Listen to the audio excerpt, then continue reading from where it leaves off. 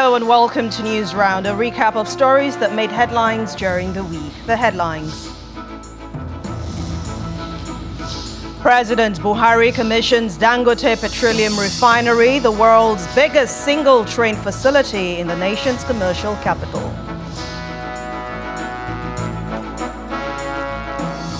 President Buhari confers highest national honors on President-elect Bola Ahmed Tinubu and Vice President-elect Kashim Shettima.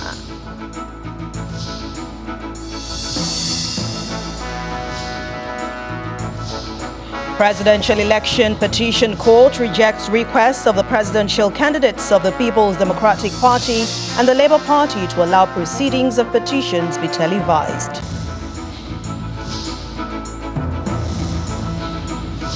Plus, Russia's Wagner Group claims forces have completely seized the eastern Ukrainian city of Bakhmut, while Ukraine denies this claim, saying its forces are still in control of the city. That's News Round in View.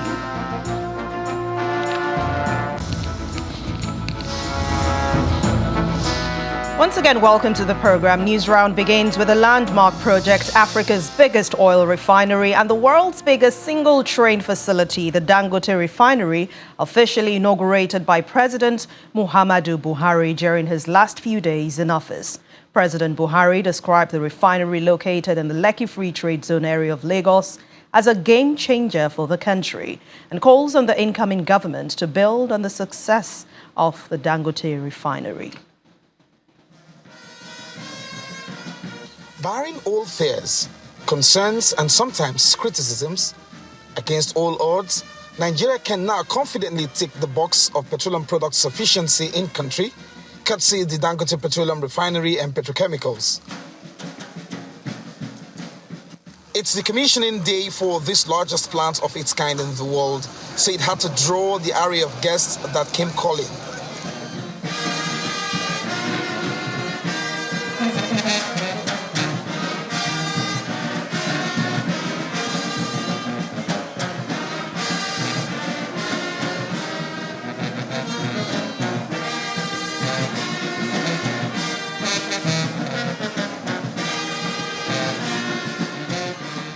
The president is here at this plant complex like he did last year, just as his arrival signals the beginning of proceedings.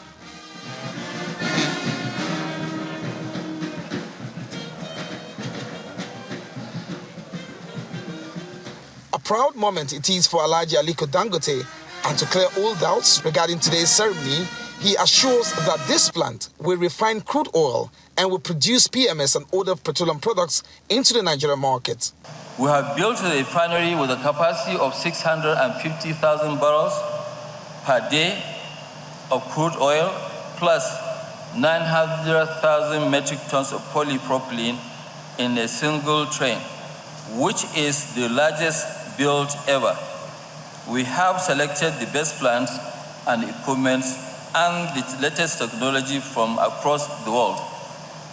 Our product slate is designed to meet the highest quality standards of the high-value products, including premium motor spirit, PMS, automotive gas, oil, diesel, aviation fuel, kerosene, ATK, all of Euro 5 standards that will enable us to meet, not only to meet our country's demand, but also to become a key player in the African and the global market. Our coastal location and offshore loading and offloading single-point mooring facilities with the capacity to receive all our crude oil supplies and evacuate up to 75% of our liquid products, giving us direct access to the rest of Africa and the global market. For the numbers, one of the persons who saw returns on investment of this project says Nigeria's economy will practically become better for it. The takeoff of this refinery comes with numerous economic benefits to Nigeria. In the first instance, it will generate thousands of direct jobs of over 135,000 permanent jobs. I'm also proud to state that electricity of about 12,000 megawatts of electricity will also be generated. More importantly, this project avails Nigeria with significant savings, both in terms of foreign exchange and in easing the fiscal burden of our federal government. This project is sited in Lagos and it could have been elsewhere, so it speaks fortune and the host governor feels honored. 45 years ago, and you see the coincidence in the story, 45 years ago, who came to Lagos all the way from another mega city in our country, Kano, who saw the prosperity, the diversity of our country, who came with nothing, but in 45 years has built the biggest empire in the world for Africa.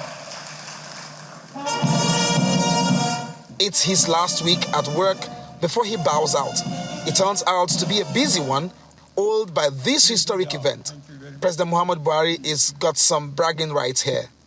I often sense a quiet expectation that our country is blessed with resources and human capacity to lead Africa's rise to economic prosperity and the attainment of Agenda 2063, the Africa we all want.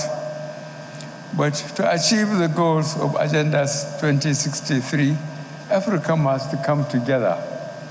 We must integrate our economies, eliminate barriers to trade, and energize our youthful population to scale up our productive capacity.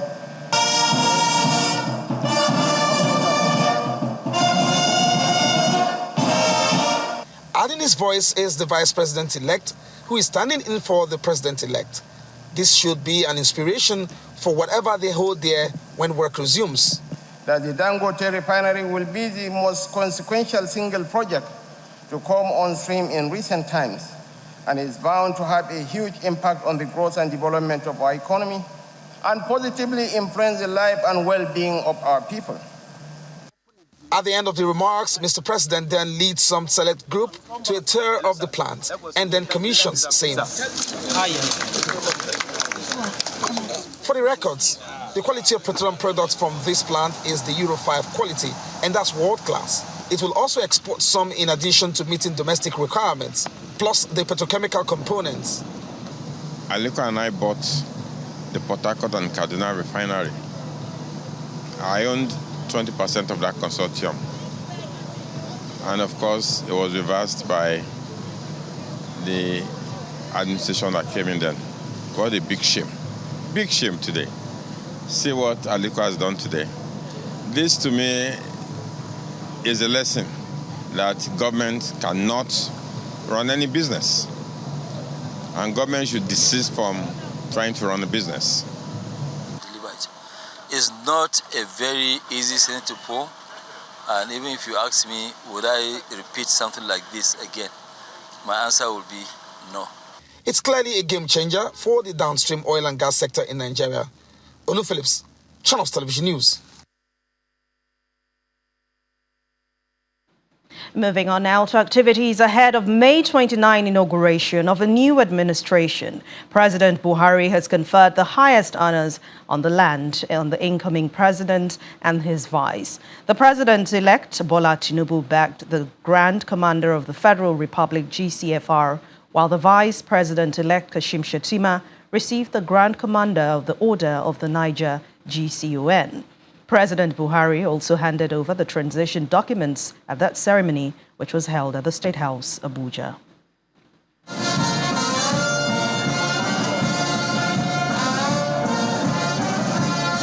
A fundamental phase of the presidential transition program, the investiture of national honors, begins as President Muhammadu Buhari, flanked by the president-elect and their spouses, join the vice president-elect, state governors, members of cabinet, and the diplomatic corps, among other dignitaries, at the State House.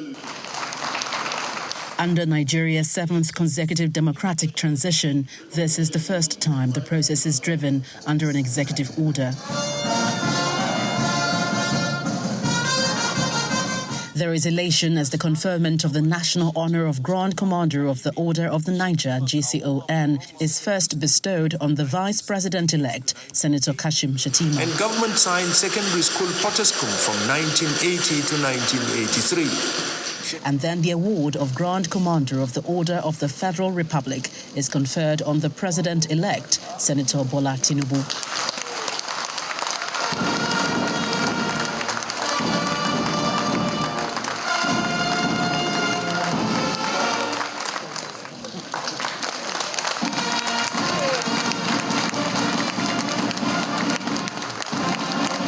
The chairman of the Transition Committee proceeds with the second component of the two-part ceremony, which is the formal handover of the transition documents. We indicated it and we stated what are the quick wins, what can be deferred for the future.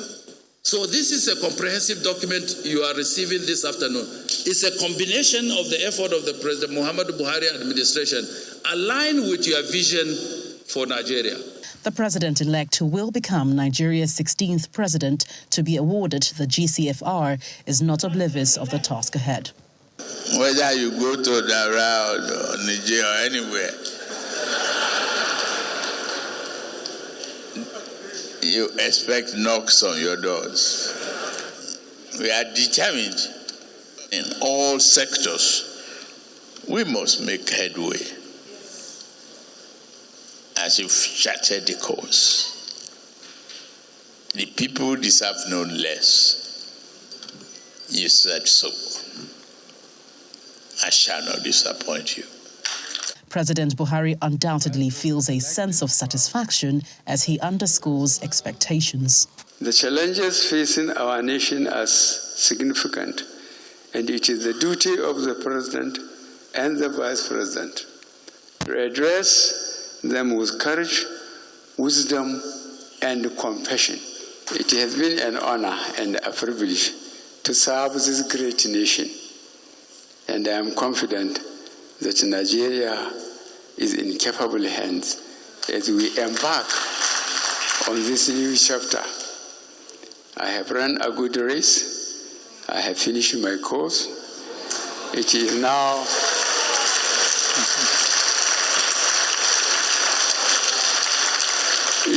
time for another to take up the baton.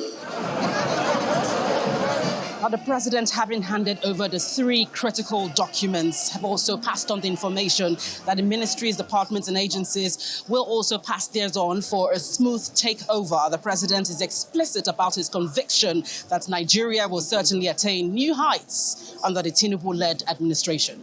From the presidential villa, Gloria Omezoke, Channels Television News. The Attorney General of the Federation, Mr. Abubakar Malami, says so far his office has successfully recovered over $1 billion for Nigeria.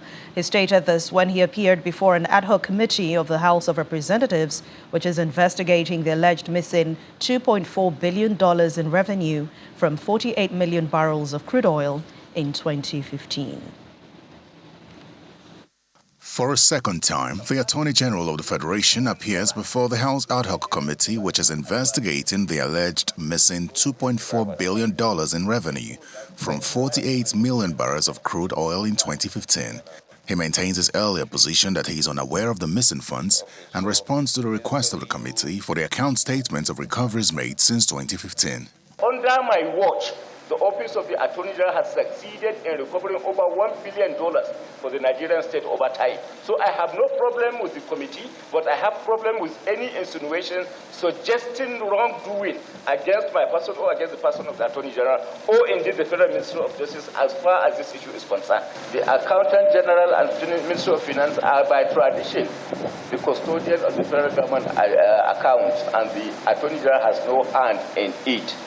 Both parties also disagree on the interpretation of the single account of the Federation as stated in the Constitution. Dedicated accounts were indeed open on the instruction of the President, which is contained in this bundle of documents, which is Table 2. The Constitution here says, and it does not talk of disbursement, it says the Federation shall maintain a special account to be called the Federation account, into which shall be paid all revenues collected by the government of the Federation. Are you, in essence, by this interpretation, insinuating that nobody can do. Whatever deduction is made by a hotel, for example, if you are talking of the transport, from the customer, it must go direct into the Federation account. You cannot interpret the law to create impossibility. But the essence is, if the money is lodged into the account of the transport, is it eventually, if it is meant for the Federation account, transmitted into the institution responsible for ensuring at the end of the day that it gets into the into the Federation account? And the answer is yes. With just days to the end of his time in office and the life of the 9th Assembly, the Attorney General agreed to work with the committee to get to the root of the missing funds. Meanwhile, the Minister of Finance and the CBN Governor are yet to make an appearance before the committee. Terry Ikumi, Channels Television News. When News Round returns in just a moment to find out the latest comments coming from the outgoing president of Nigeria, Muhammadu Buhari, at the valedictory session for Federal Executive Council. Stay with us.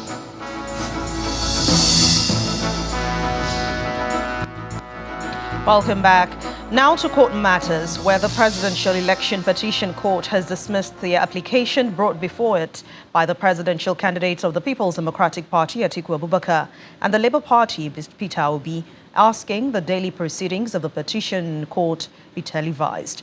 In a unanimous ruling, the 5-man panel, led by Justice Haruna Samani, dismissed the applications for lacking in merit and not supported by law. It's the 9th at the pre-hearing session of petitions by the People's Democratic Party, Labour Party and the Allied People's Movement, challenging the emergence of the All Progressive Congress's candidate, Bola Tinubu, as the president-elect. The courtroom fills up gradually with lawyers and some party members waiting for the commencement of the day's proceedings. The 5-man panel of justices arrive and first treats the petition of the Allied People's Movement. Just like other parties, the APM streamlines its witnesses to just one person and requested 3 days for the witness to testify.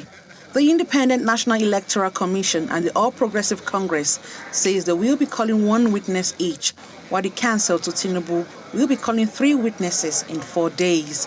Done with the streamlining of witnesses, the court turned its attention to the applications by the PDP and the Labour Party, asking for live coverage of the court's daily proceedings. The court dismissed the application on the grounds that there was no regulatory framework or policy direction permitted it to grant the application. It further held that the petitioners failed to establish how the live coverage of the proceedings will advance the case, adding the live broadcast will not add to the determination of the petitions, plus the fact that the request was not part of the reliefs in the petitions before it. Another matter before the court was that of consolidation of the 3 different petitions before it. The president-elect and the All Progressive Congress opposed the move, insisting that merging the petitions will affect the ability to effectively defend all the issues that were raised by the petitioners. They added that the petitioners did not only raise various issues, but are seeking different reliefs. The PDP believes consolidating the petitions will help for expeditious hearing, while the Labour Party, APM and INEC have left the decision to the discretion of the court. The court, in its wisdom, decided that the subject of our application, i.e. the live streaming and open telecast, is not in any way connected with the merits of our petition. The petition is separate, it's ongoing. The application did not succeed to have the televised version of the proceedings relayed to the entire world. The court says it's a policy matter. We are not part of the policy-making apparatus of the court, or any court for that matter. We are a council, and our duty is to bring whatever requests we have to the court. If they agree, we say as the court pleases. If they disagree, we still say as the court pleases. So that's the position. They have disagreed, and we are moving on. The pre-hearing session at the Presidential Election Petition Court has finally ended. It has now fixed Tuesday, the 23rd of May, to give its report, during which it will state its position on the 3 surviving petitions before it. Emanuela Ekele, Channels Television News. President Muhammadu Buhari says himself and other members of his team who held various positions gave their best in the last 8 years. The president was speaking during the valedictory session for the Federal Executive Council. Members of the cabinet exuberantly exchanged greetings. It's like a rekindling of memories for many ministers here from when they all started in 2015. All 44 ministers, some of whom have had the privilege of serving the 2 terms of the administration, converge for what would be their last fellowship as a cabinet in the council chamber, as President Muhammadu Buhari arrives to chair the meeting for the last time. The ministers took turns to pour encomiums on the president. A few times I've had to race across the lawn to get here ahead of you. Mr. President, I think that example that you have set is an important one indeed, and is one that has guided us all. Sometimes the English language is not able to convey a lot of words. So thank you in English is very restrictive. So I'm going to use a word that you like to use often. And I'll send back to you the word you always give to us, or to me particularly. All I can say is, sir, madalla. The president, in his remarks, expressed gratitude to the ministers, urging them to extend their support to the incoming president. I am proud to say we gave governance our best, and we have bequeathed a solid legacy which the Nigeria we have all prayed for and are hoping to rebuild sustainably. I encourage you all to go back to your various desks and ensure that last-minute rush does not compromise the good deeds you have done over the years. Since 2019, the council has held no less than 36 meetings each year. Addressing correspondents after the meeting, the Minister of Information quickly debunks allegations that the president has dissolved his cabinet. There was a false breaking news that the Presidential Council has been dissolved. That is not correct. As a matter of fact, we've been directed by the President that we should all go back and return to our offices. So it is not true that the Presidential Council has been dissolved. It's still very much alive. And I'm sure that we're going to work right to the end of up to 29th of May. Earlier, President Buhari and his vice, Professor Yemi Osinbajo, had taken their last photograph with members of the cabinet.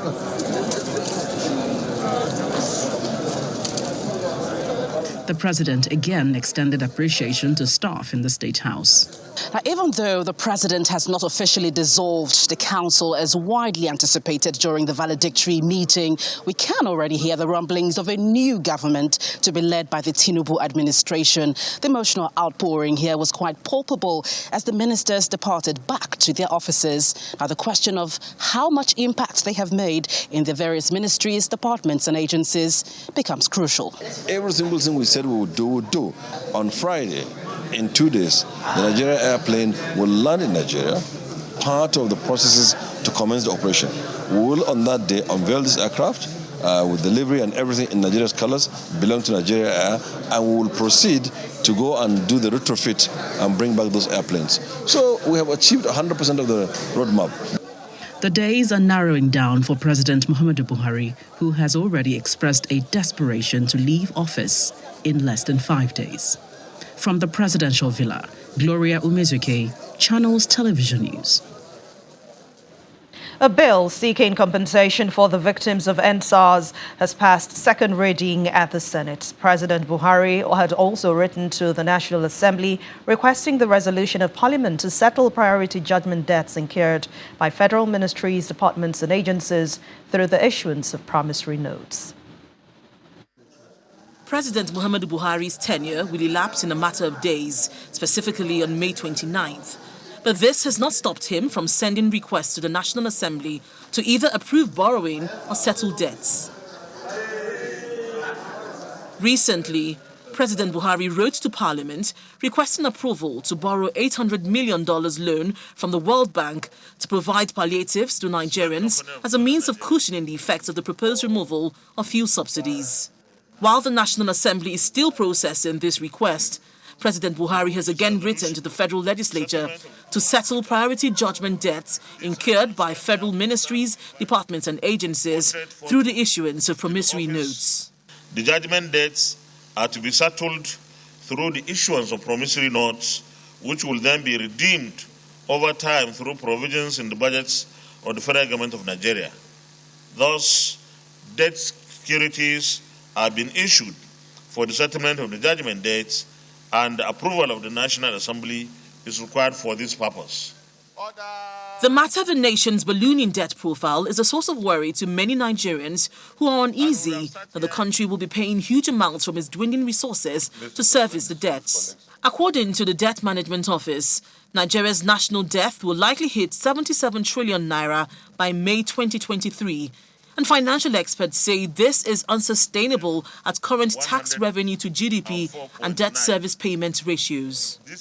Whereas the Senate will be looking at how to respond to this latest request from the President. In the meantime, the upper chamber has passed through second reading a bill to amend the National Emergency Management Act to provide for the establishment of the NSAS Victims Compensation Fund. The implementation of the recommendations of all the panels and committees regarding compensation has been very discouraging.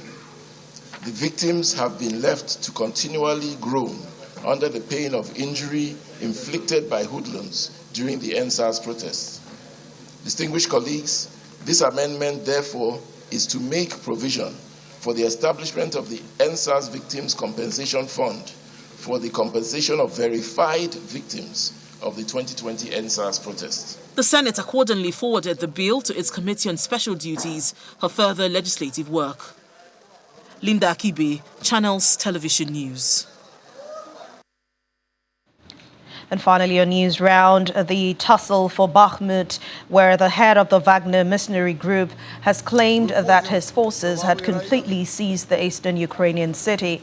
Yevgeny Prigozhin said in a voice message on Telegram that no Ukrainian soldier was left standing in Bakhmut and that the Wagner fighters controlled the city completely.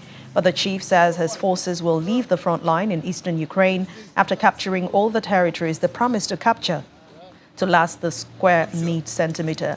On the other hand, Ukraine's Deputy Defense Minister Hanna Maliar said that Ukrainian forces have partly encircled Bakhmut along the flanks and still control a part of that city, denying Russian claims that Bakhmut had fallen completely and was theirs. The fight for Bakhmut is being the longest and bloodiest battle of the 15-month war, which Russia calls a special military operation. And for this week, thank you so much for watching. I'm Anne Nwawadu. Enjoy the rest of the weekend.